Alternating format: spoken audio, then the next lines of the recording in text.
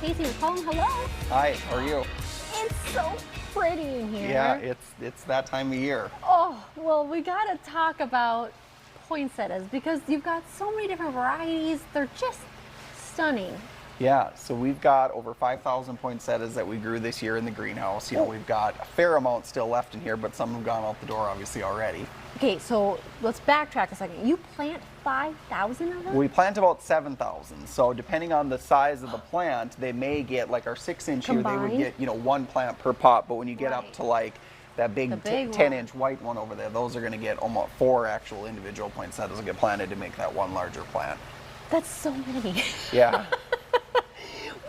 Where do you start them at? Yeah, so we start them here in the greenhouse, Okay. but their journey actually starts in Mexico, where the poinsettias are native to, and that's where they cultivate the varieties, and they propagate them and send the cuttings for rooting, back to the United States for us to finish them on. Wow. But the process starts early in probably the spring months here, and then we start planting our trees over here, the taller trees. We start planting those trees in May actually.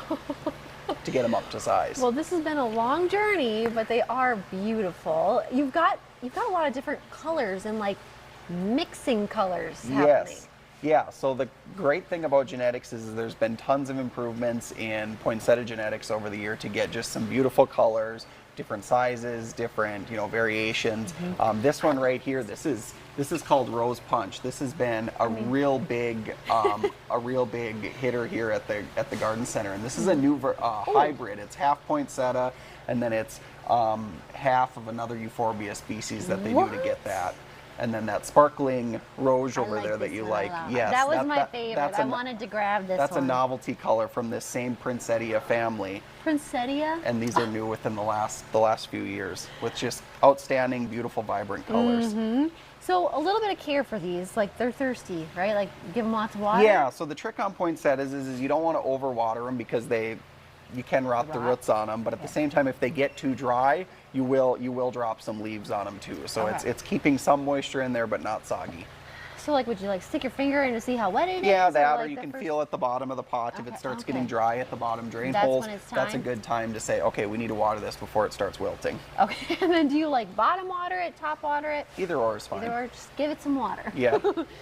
Well, you don't just have poinsettias. You've got amazing like spruce tops and like Yes. tons of stuff to even put in your own spruce top. Yeah, that's a big part of what we do this year is this time of year is the porch pots and the porch decorating for the holidays. So here I've got a couple different examples. I actually did these up myself prior to the show. So these are some of the pre-made ones that we sell here, and they've got a lot of different mix of greens. They've got Minnesota spruce tops and dogwood in them.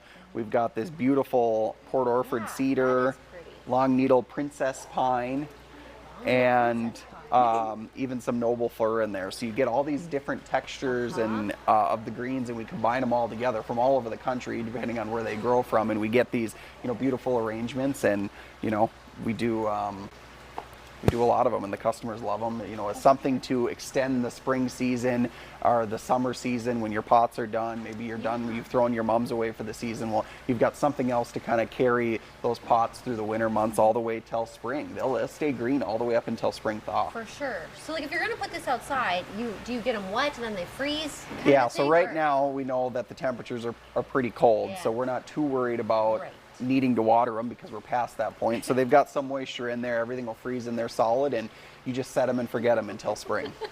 That's my kind of a front porch pet, set it and forget it.